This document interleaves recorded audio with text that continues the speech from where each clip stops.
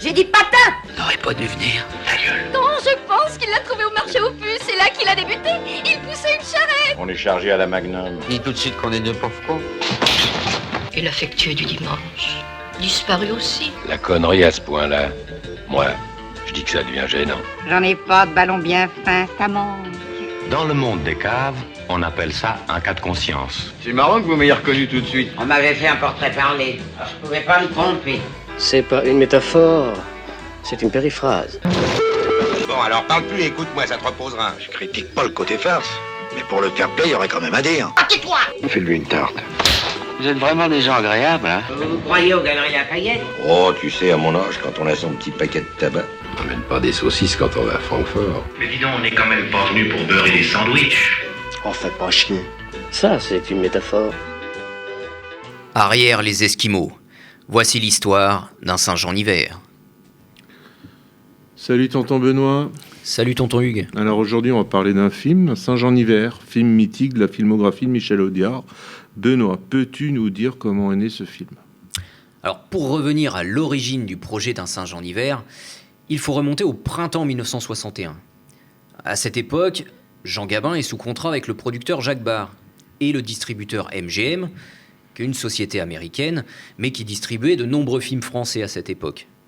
Il était courant, pour les grandes vedettes de cette période, de signer un contrat de 3, 4, 5 films avec un producteur. Ça leur assurait du travail sur plusieurs années et un salaire confortable. Dans le cas de Gabin, il gagnait 600 000 francs par film au début des années 60 et environ 1 million de francs à la fin des années 60. Gabin va faire 6 films avec Jacques Barr. Il tournait en général un film au printemps et un film à l'automne.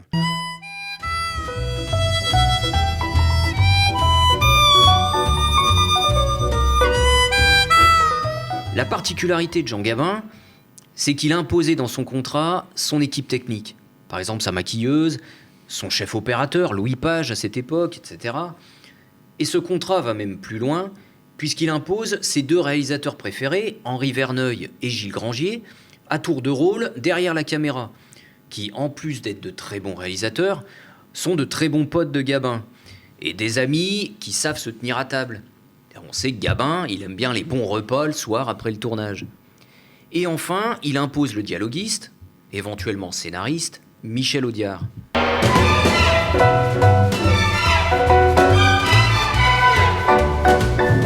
Depuis 1960, Gabin a tourné 2 grands succès. Les Vieux de la Vieille de Gilles Grangier et Le Président d'Henri Verneuil. Au printemps 1961, il termine le tournage du Caf se rebiffe de Gilles Grangier, qui sera lui aussi un grand succès. À la fin de ce tournage, Gabin est quelque peu contrarié, car il n'a toujours pas de nouvelles de l'ami Audiard. Audiard, à cette période, a eu la très mauvaise idée de partir en vacances en Italie, et donc Gabin ne connaît toujours pas le prochain film qui va se tourner à l'automne, et ça l'énerve passablement.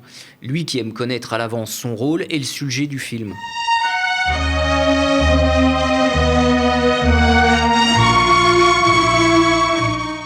En réalité, la raison est simple. C'est qu'Audiard n'a aucune idée de film à faire jouer à Gabin. Audiard finit par rentrer de vacances, et rapidement, il apprend par Verneuil et par Jacques Barr que Gabin attend de ses nouvelles de pied ferme. Audiard les questionne afin de savoir si eux, ils ont une idée de film. Et Verneuil lui répond qu'il a vaguement entendu parler d'un bouquin de Roger Vercel qui s'appelle Au large de l'Éden. Ça pourrait éventuellement faire un film. Une histoire de capitaine de Morutier, le bateau.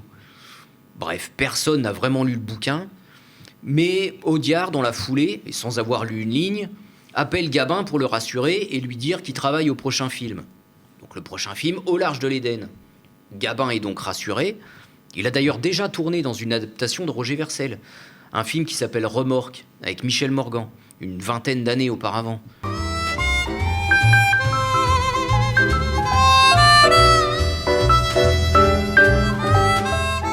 Donc, Au large d'Éden prend la flotte et on signe un singe en hiver.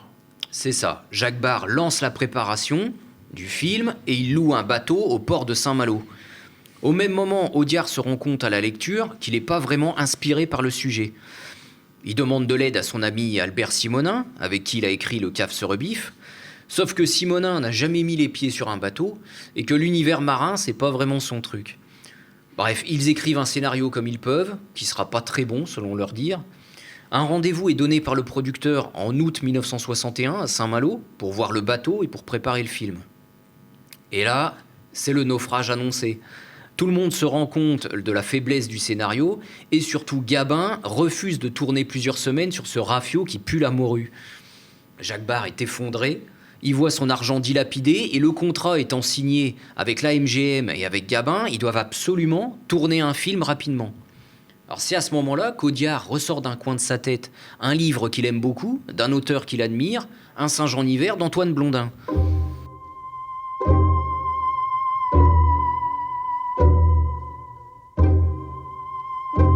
On abandonne au large de l'Éden et un singe en hiver apparaît. En fait, l'idée n'est pas vraiment nouvelle. Audiard l'avait déjà proposé un peu après la sortie du livre, en 1959, à Henri Verneuil, mais la MGM avait catégoriquement refusé l'idée, n'y voyant qu'une histoire d'ivrogne. Donc un film pas très vendeur. Le roman Un singe en hiver n'a eu aucun succès, comme tu le sais, bien qu'ayant reçu le prix Interallié, quand même, en 1959. Et Blondin est très peu connu à cette époque. Mais devant la situation, Jacques Barr et la MGM cèdent, ils acceptent le projet, sous condition que le tournage débute bien à la fin de l'année 61, pour conserver l'équipe prévue, et avec un budget modeste. Audiard s'implique cette fois-ci totalement dans l'écriture de l'adaptation, avec l'aide de François Boyer. Là où sur beaucoup de films, il arrivait à la fin de l'écriture du scénario pour poser ses dialogues, Un singe en hiver est vraiment un film qui lui tient à cœur. Audiard est présent du début à la fin de l'écriture.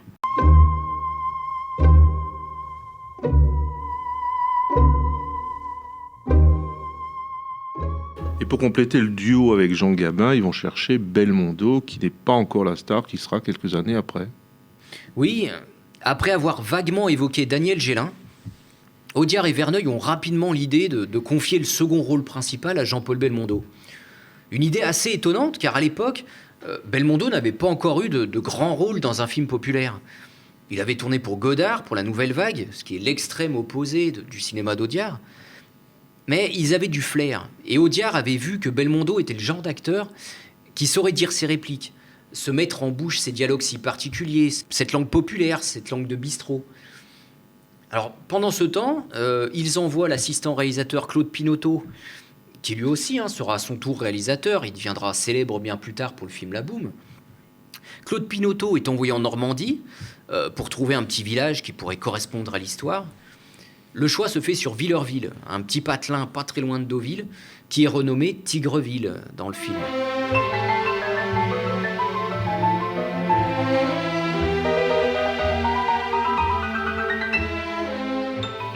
Comment se passe le tournage entre les deux hommes ? Les premiers jours de tournage se passent. Gabin, comme à son habitude, est très concentré, il parle peu entre les prises. Belmondo, lui, est très intimidé par Gabin. Il a une grande admiration pour cet acteur qui a marqué sa jeunesse. Donc il n'ose pas vraiment le déranger. Et puis au bout de quelques jours, ils vont se trouver un point commun, l'amour du sport.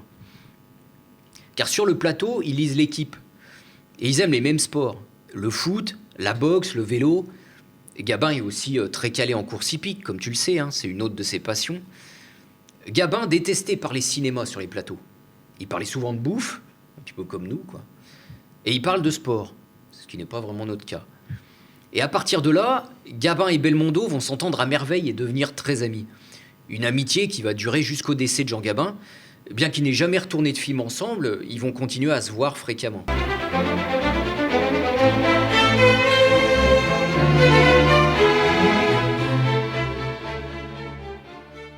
Tu nous as donné quelques anecdotes savoureuses de la préparation du film. Peux-tu nous donner quelques particularités de ce film ? Alors ce film a déjà une particularité importante pour Gabin, car il refusait tous les films se déroulant pendant la Seconde Guerre mondiale. Tu sais que Gabin s'était engagé pendant la guerre, il a été chef de char au sein de la 2e DB du général Leclerc, il a connu l'enfer des combats, il a participé à la libération, puis à la campagne d'Allemagne. Tout ça, ça l'a profondément marqué. Alors pour lui, pourquoi jouerait-il pour de faux ce qu'il a vécu pour de vrai ?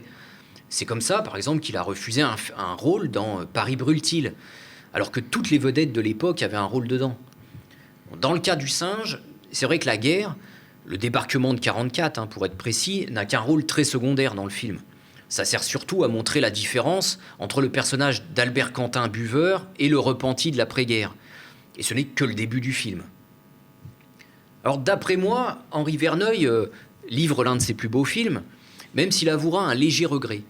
Tu sais qu'à la fin du film, le village s'illumine, d'une manière qu'on va peut-être pas dévoiler pour ceux qui nous écoutent et qui n'auraient pas encore vu le film. Et au moment où le village s'illumine, Verneuil avait cette idée de passer le film en couleur. Une idée, par exemple, qui sera reprise 2 ans plus tard par Jean Giraud. Tu te rappelles pour Le Gendarme de Saint-Tropez, où dans le film, au début du film, le film est en noir et blanc, et au moment où De Funès arrive à Saint-Tropez, le film passe en couleur. Mais là, le film était donc principalement en couleur et la technique avait évolué. Là, dans le cas d'un Saint-Jean-Hiver, Verneuil n'aura pas le budget nécessaire pour réaliser ça.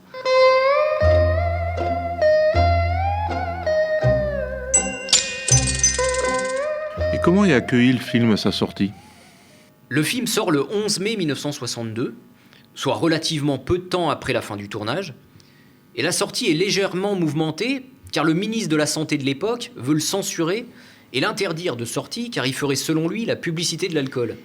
Bon, il n'y arrivera pas et le film sortira sans aucune censure. C'est d'ailleurs assez rare une telle demande.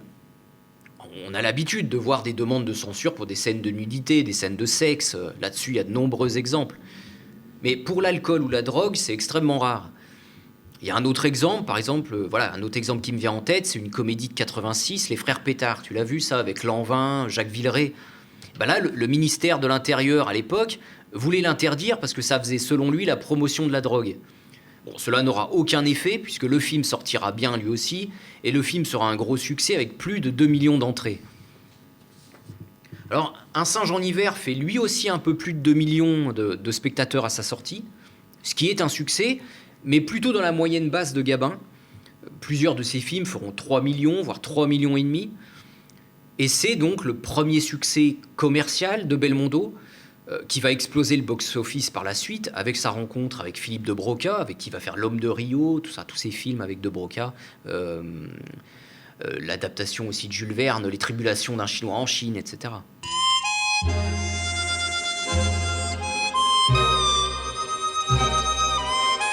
Alors, Saint-Jean-Hiver, film culte?